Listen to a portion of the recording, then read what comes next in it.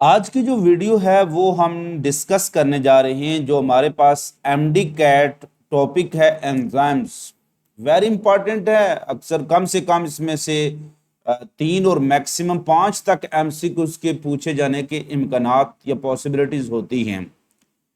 इसमें हम 2 point discuss करने जा रहे हैं कि विच सब topics are included MD cat topic enzyme, यानी जो एमडी कैट का जो टॉपिक है एंजाइम्स, इसमें क्या क्या चीजें आपने पढ़नी है, यानी वो कौन कौन सी आउटलाइन है, वो कौन कौन से सब टॉपिक है जो आपने डिफरेंट बुक्स में से देखने हैं एंड हाउ टू स्टडी, और इसको कैसे पढ़ा जाए।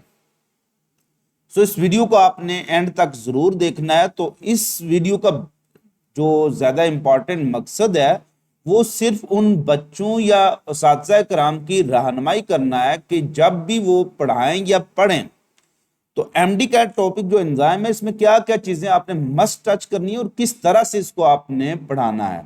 हाँ, इसके जो आगे डिटेल कुछ चीजें होंगी वो भी हम वन बाय वन डिस्कस करेंगे। पर जो पहली सीरीज है यही है कि एमडी कैट सिलेबस से आगाही आपके पास आना जरूरी है और इसमें क्या पढ़ना है, कैसे पढ़ना है, ये आपके पास बुनियादी इंफॉर्मेशन आना जरूरी है, क्योंकि अगर आपके पास यही नहीं होगा तो आपके लिए मुश्किल होगा। जो बच्चे अभी एमडी कैट के टेस्ट की तैयारी में इन्वॉल्व नहीं है, यानी पार्ट 1 के बच्चे हैं या पार्ट 2 के, तो अभी से आप घर बैठे भी ये टॉपिक जहन में रख लें और आपको पता आना चाहिए कि ये टॉपिक आपके कल एमडी कैट का टेस्ट जब भी होगा तो उसमें शामिल होंगे। सो एमडी का टॉपिक है हमारे पास एंजाइम, तो इसमें सब टॉपिक्स कौन कौन से इंक्लूडेड हैं। सबसे पहले introduction to enzymes.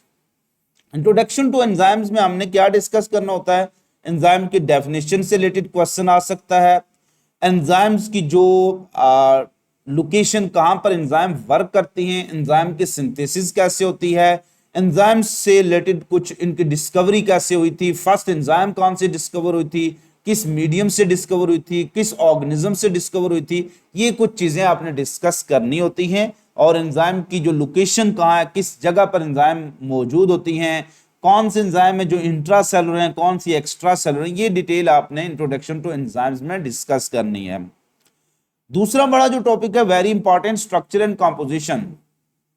Structure and composition में आपने एंजाइम के स्ट्रक्चर के बारे में बताना है कि स्ट्रक्चर एंजाइम की क्या कौन सी स्ट्रक्चर है, क्या ये फिब्रस प्रोटीन है या ग्लोबुलर प्रोटीन है, इनमें कितनी पॉलीपेप्टाइड चेन हो सकती हैं, और कंपोजिशन नो डाउट ये प्रोटीन है तो तमाम एंजाइम्स की जो बेसिक कंपोनेंट है वो अमाइनो एसिड ही होगा।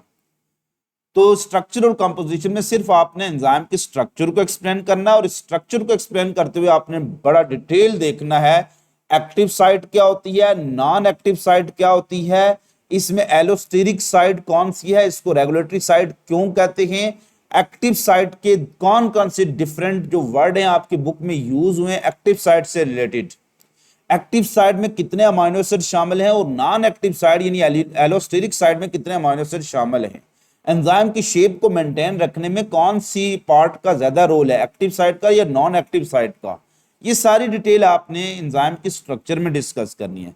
फिर एक्टिव साइट के आगे सब टाइप्स होती हैं, सब टॉप इसमें जो स्ट्रक्चर्स होती हैं एक्टिव साइट मजीद 2 रीजन या साइट से मिलकर बनी होती है, एक बाइंडिंग साइट है और दूसरी कैटालिटिक साइट है, उनमें बेसिक डिफरेंस आपको पता आना चाहिए। आपको ये पता आना चाहिए कि एक्टिव साइट पर कौन कौन सी चीजें बाइंड कर सकती हैं और नॉन एक्टिव साइट पर कौन कौन सी चीजें बाइंड कर सकती हैं, और इसको रिलेट करना है आपने इनहिबिटर के साथ और सबस्ट्रेट के साथ। कौन से इनहिबिटर एक्टिव साइट पर हमेशा बाइंड करेंगे और कौन से इनहिबिटर ऐसे होते हैं जो रेगुलेटरी साइट पर बाइंड कर रहे होते हैं। एंजाइम के जो 3 डायमेंशनल स्ट्रक्चर है या ग्लोबुलर स्ट्रक्चर है इसको कौन मेंटेन रखता है, क्या एक्टिव साइट इसको मेंटेन रख रही होती है या एलोस्टेरिक साइट इसको मेंटेन रख रही होती है।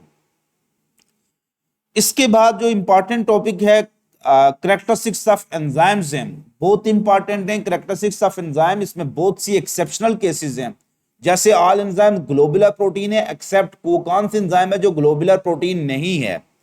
इसके अलावा all enzymes are thermo instable यानी टेम्परेचर सेंसिटिव है एक्सेप्ट वो कौन सी है जो टेम्परेचर सेंसिटिव नहीं है। इसके अलावा बहुत सी एंजाइम जो होती हैं स्पेसिफिक होती हैं, वो कौन सी एंजाइम है जो एक डुअल फंक्शन कर सकती है, जिसमें सबस्ट्रेट स्पेसिफिसिटी है लेकिन जो फंक्शनल स्पेसिफिसिटी मौजूद नहीं है। इसके अलावा बहुत से इसमें कैरेक्टरिस्टिक्स ऑफ एंजाइम है। एंजाइम एक्टिवेशन एनर्जी को क्यों लोअर करती हैं, कैसे लोअर करती हैं, एक्टिवेशन एनर्जी होती क्या है, ये सारी डिटेल इसमें आपने डिस्कस करनी है characteristics of enzyme. Classification of enzyme, different way से इसको क्लासिफाई किया गया है। पंजाब टेक्स्ट बुक बोर्ड में बाल्टीमोर क्लासिफिकेशन जो बिल्कुल जो इसकी IUPAC क्लासिफिकेशन है, इंटरनेशनल यूनियन ऑफ जो बायोकेमिस्ट्री IUB क्लासिफिकेशन, वो नहीं है। IUB क्लासिफिकेशन के मुताबिक एंजाइम के 6 क्लासेस हैं।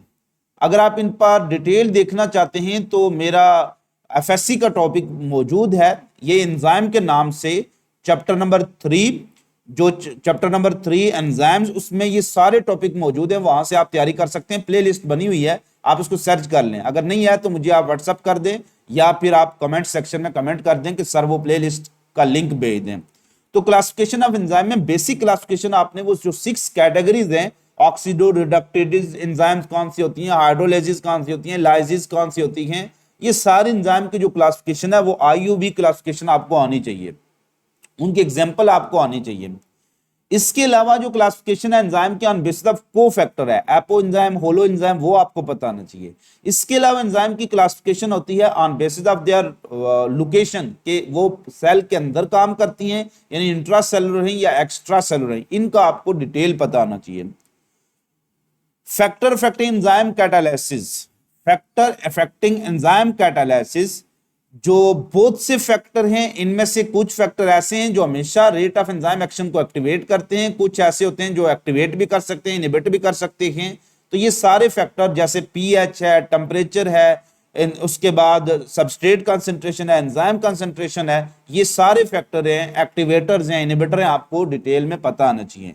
pH, जो ऑप्टिमम pH दी हुई है वो आपको मस्ट याद आनी चाहिए, जो बुक में दी हुई है। एंजाइम की डीनेचरेशन कैसे हो सकती है, डीनेचरेशन किस वजह से होगी, वो आपको पता आना चाहिए। और inhibitor and there types, inhibitor क्या होते हैं, उनकी टाइप्स क्या हैं, और इसमें रिवर्सिबल इनहिबिशन क्या है, इरिवर्सिबल क्या है, कॉम्पिटिटिव क्या है, नॉन कॉम्पिटिटिव क्या है, अनकॉम्पिटिटिव कौन सी है, इसकी सारी डिटेल आपको पता आनी चाहिए। इसके अलावा एक जो पॉइंट बहुत ज्यादा डिस्कस किया जाता है वो स्ट्रक्चर ऑफ एंजाइम में है और वेरी वेरी इंपॉर्टेंट है, very very important, that is cofactor and its types. Cofactor और उसकी टाइप्स बहुत इंपॉर्टेंट है, इसमें से क्वेश्चन मस्ट समझने आ रहा होता है। कोफैक्टर क्या है, इसकी कैरेक्टरिस्टिक्स क्या हैं, ये हमेशा नॉन प्रोटीन पार्ट होता है। कोफैक्टर की बेस पर एंजाइम्स की जो टाइप्स हैं, एपो एंजाइम, होलो एंजाइम, वो आपको पता होना चाहिए। कोफैक्टर की जो 3 प्रिंसिपल टाइप्स हैं, उसमें प्रोस्थेटिक ग्रुप, उसकी एग्जांपल्स, कोएंजाइम, इनकी एग्जांपल्स, और एक्टिवेटर और इनकी एग्जांपल आपको पता आनी चाहिए। तो ये वो टॉपिक्स हैं जो शामिल होते हैं जो MD कैट जब आप एंजाइम वाला चैप्टर डिस्कस करें। इसके अलावा बहुत से एक्सेप्शंस हैं, एक्सेप्शन पर आपने गौर करना है। तो ये सारे टॉपिक अगर आप पढ़ने में कामयाब हो जाते हैं तो आपको एंजाइम से रिलेटेड कोई भी क्वेश्चन है वो आप ओके कर सकते हैं। खुश रहिएगा, खुश रखिएगा, दुआ में याद रखिएगा।